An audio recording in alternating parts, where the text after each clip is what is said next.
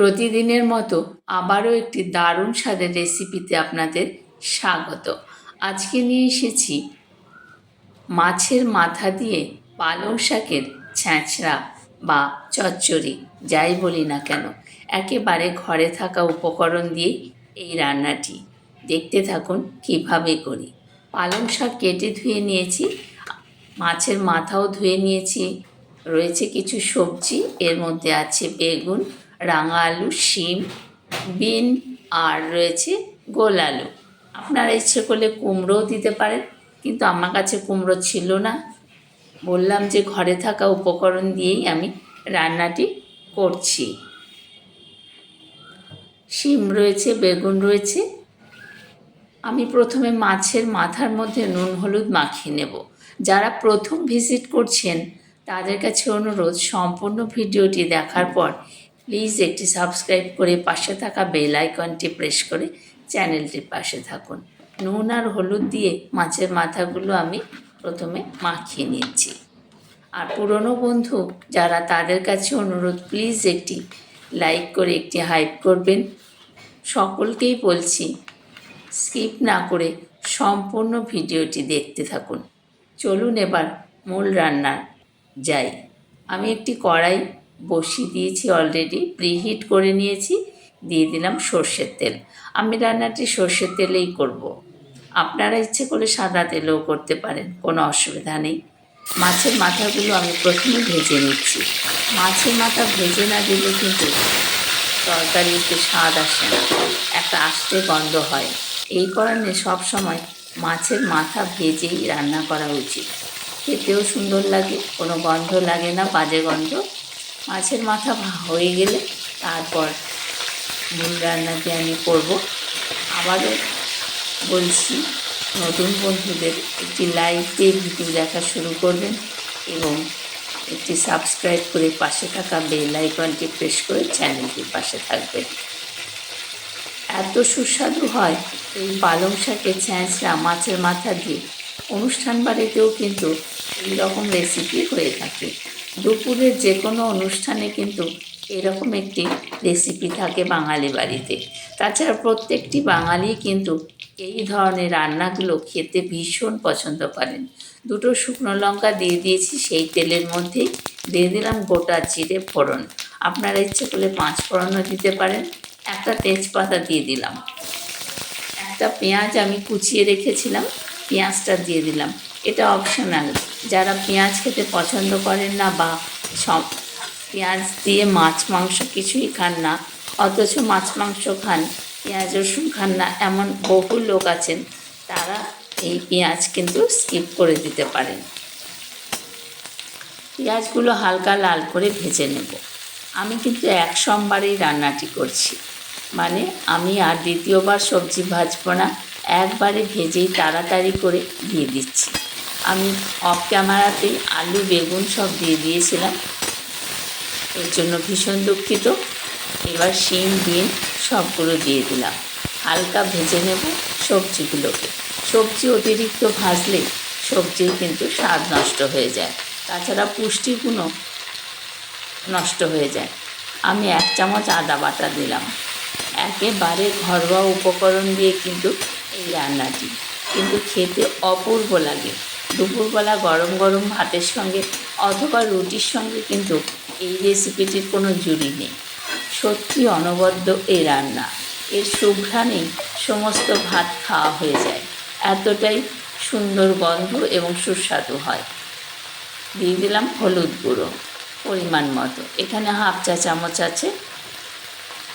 আপনারা কিন্তু আপনাদের সবজির পরিমাণ বুঝে উপকরণ কম বেশি করবেন। আদা বাটা দেওয়া হয়ে গেছে, হলুদ গুঁড়ো দিয়ে দিয়েছি। এবার ধনে গুঁড়ো দিলাম 1 চামচ, 1 চামচ দিলাম জিরে গুঁড়ো, সবই চা চামচের মাপে রয়েছে।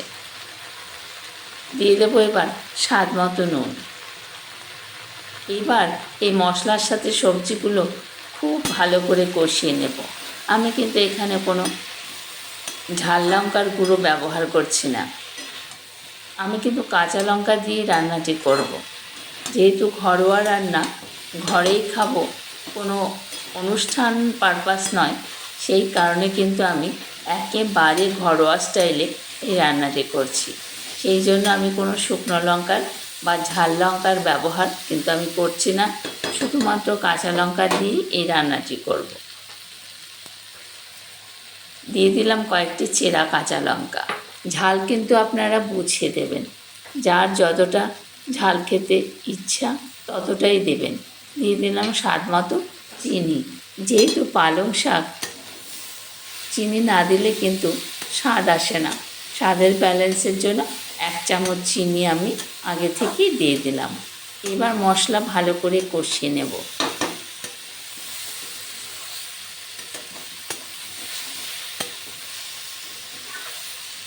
নাড়াচাড়া করে বেশ 2-3 মিনিট বেশ ভাজা ভাজা করে নেব। এর সাথে কি মশলাও ভাজা হয়ে যাবে, সবজিও ভাজা হয়ে যাবে। সামান্য একটু জল অ্যাড করলাম যাতে মশলা পুড়ে না যায়।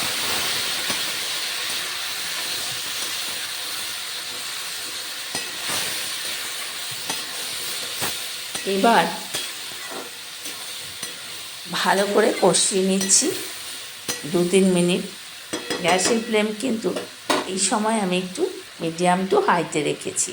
মশলা কষানো হয়ে গেছে, দেখুন তেল বেরিয়ে এসছে। এই অবস্থায় আমি পালং শাকগুলো দিয়ে দেব।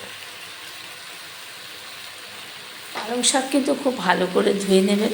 প্রচুর ধুলো ময়লা থাকে এর মধ্যে, যেহেতু মাঠ থেকে তুলে আনা হয়। শীষ পালং হলে ভালো হয়, আমি শীষ পালংই নিয়েছি। শীষ পালং দিয়েই কিন্তু এই রান্নাটি খেতে দারুণ সুস্বাদু হয়। একটু ঢাকা দিয়ে আমি একটু পালং শাকটা যাতে মজে আসে সেই জন্য একটু ঢাকা দিয়ে দিলাম। 2-3 মিনিট পর তুলে দেখব কতটা সেদ্ধ হয়েছে। দেখুন অনেকটাই কিন্তু কমে এসেছে পালং শাক, জলও বেরিয়ে গেছে অনেকটা শাকের থেকে। এবার নাড়াচাড়া করে নেব। সুন্দর গন্ধ বেরিয়েছে। এমনিতে পালং শাক ভীষণই পুষ্টিকর একটি খাবার। পালং শাক খেলে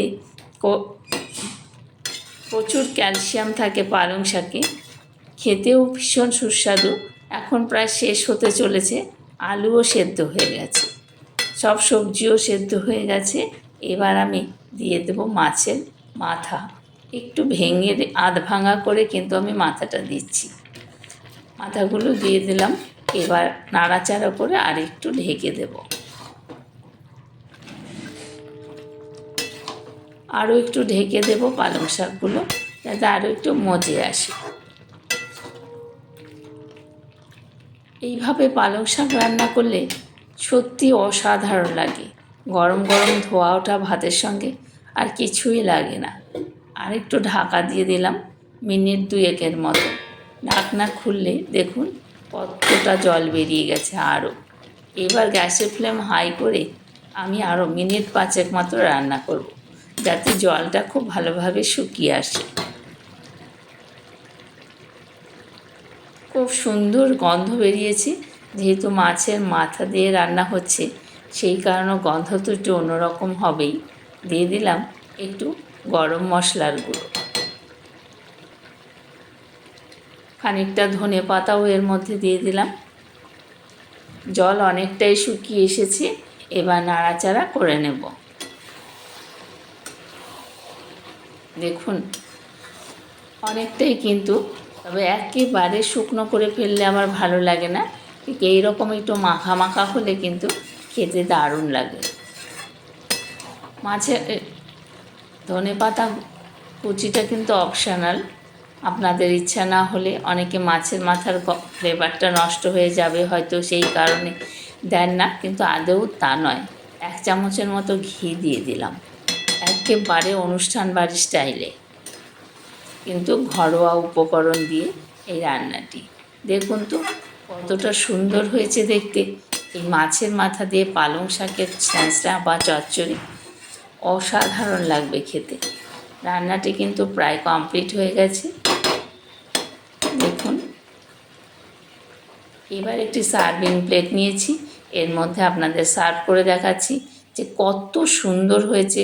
দারুণ গন্ধ, একেবারে মাউথ ওয়াটারিং, জিভে জল আনার মতো। প্লেটের মধ্যে আমি সার্ভ করে দেখাচ্ছি। দেখুন কত সুন্দর হয়েছে মাছের মাথা দিয়ে এই পালং শাকের ছ্যাঁচড়া বা চচ্চড়ি। আপনারা বাড়িতে একবার এইভাবে তৈরি করে খেয়ে দেখুন, অসাধারণ লাগবে। ভীষণ কম উপকরণে কম সময়ে এত সুস্বাদু একটি রেসিপি। দেখুন কতটা সুন্দর হয়েছে। ভিডিওটি ভালো লাগলে একটি লাইক, কমেন্ট ও একটি সাবস্ক্রাইব করে চ্যানেলটির পাশে থাকার অনুরোধ রইল। রেসিপিটি ভালো লাগলে নতুন বন্ধুদের কাছে অনুরোধ, প্লিজ একটি সাবস্ক্রাইব করে চ্যানেলটির পাশে থাকুন। আপনারাও বাড়িতে এইভাবে পালং শাক রান্না করুন মাছের মাথা দিয়ে, দেখবেন প্রত্যেকের ভীষণ ভালো লাগবে। প্রতিটি বাঙালির কিন্তু ভীষণ প্রিয় এই মাছের মাথা দিয়ে পালং শাকের ছ্যাঁচড়া বা চচ্চড়ি। আপনারা সকলে ভালো থাকবেন।